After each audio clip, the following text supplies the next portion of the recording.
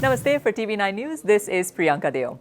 After Twitter banned US President Donald Trump's handle, the social media giant's stock has consistently been on a downslide. The drop is significant. As of Jan 11th, it had dropped by 10%, and by Jan 12th, it had dropped even further. It's quite obvious that the significant drop is due to Twitter completely suspending the US president's handle. Now, following the significant stock drop, Twitter CEO Jack Dorsey published a thread explaining the decision. The problem with his description is that it really didn't explain anything objectively. Here's what you need to know. Jack Dorsey begins his thread by saying that he did not celebrate nor felt proud of banning Donald Trump. He also said that the decision that was made was a correct one. He goes on to say that physical threat from online words is what drove Twitter to the decision. That, of course, is in reference to the US Capitol riots, which took place just a few days ago. But wait, Jack contradicts himself. In one sentence, Jack is saying that he had no pride in banning Donald Trump, but then one sentence later asserts that the decision was correct. That not only gives away his bias, but makes it obvious that the decision to ban Trump was not an objective one. In the thread, Jack goes on to say that banning someone stops healthy conversation. He says, and I quote, "While there are clear and obvious exceptions, I feel a ban is a failure of ours ultimately to promote healthy conversation." But Jack, what are these clear and obvious exceptions? Yes, Twitter is a private entity and can choose to ban anyone. But at the same time, shouldn't it be level ground for all users? The problem is that Twitter contradicts itself here and Jack offers no explanation for it. While Donald Trump's entire handle is banned because he allegedly incited violence, other dangerous users are still very much active on Twitter. One example is former Prime Minister of Malaysia, Dr. Mahathir Mohamad. After a school teacher was beheaded in France for showing a caricature of Prophet Muhammad to a classroom, Mohamad tweeted, and I quote, "The French should teach their people to respect other people's feelings. Since you've blamed all Muslims and the Muslims' religion for what was done by one angry person, the Muslims have a right to punish the French." The consequences for Mahathir? His tweet was deleted, but his thread, which still contains other violent tweets, is still there. And his account is still very much around. Another example is the account of the spokesman of the Islamic Emirate of Afghanistan, Zabiullah Mujahid. The handle blatantly admits that during a violent and fatal encounter, 2 police officers were killed, weapons and ammunition were recovered, and the Mujahideen was not harmed.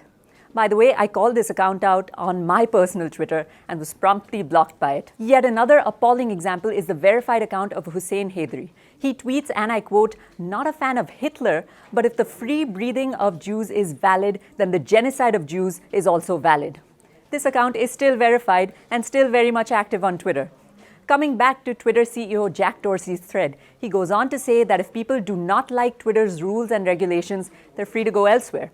Well, fair enough, Jack. Of course, one should follow policies set forth of any platform should they use it. But then why are the rules strict for some and lenient for others? Twitter identifies itself as a social networking company. It's a place where users can voice their opinions and engage in dialogue. Of course, that dialogue should be productive, and of course, it should not incite violence. But then why are so many questionable accounts still in existence on the platform? Shouldn't the accounts of Mahathir Mohamad, the Islamic Emirate of Afghanistan, Hussein Heydari, and any others that have similar content also be swiftly banned and suspended for their content as Donald Trump's was? Of course, Jack Dorsey offers no explanation of this major contradiction, which makes many Twitter users convinced that Twitter is not an objective platform where one can truly voice their opinions, but is ideologically compromised. And it makes all of us convinced that Twitter CEO is clearly in favor of one ideology, but will waste no time to shut up anyone who speaks up or opposes it. More importantly, Dorsey fails to describe exactly how Donald Trump's video incites violence. Keep in mind, there are only allegations and accusations of this. No proof has been presented at all which links Donald Trump to encouraging and inciting riots. If there is no proof nor evidence, Twitter has incorrectly suspended Donald Trump's account. There's more to it. While Jack Dorsey in his thread calls for healthy dialogue and world peace, Twitter is not that innocent. Just recently, the Ugandan president banned Facebook and Twitter in Uganda for impinging upon and influencing local elections.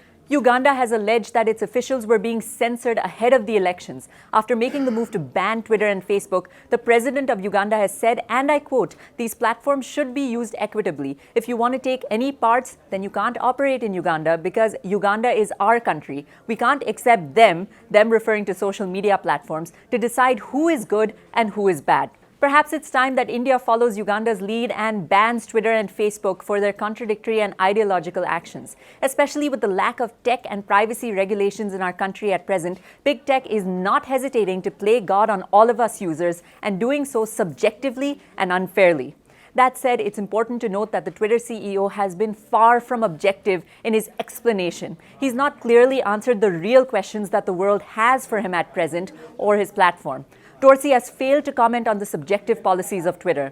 There's no explanation for other questionable accounts still active on the platform. Twitter gives no explanation on influencing Ugandan elections nor its controversial roles in any nation's electoral processes.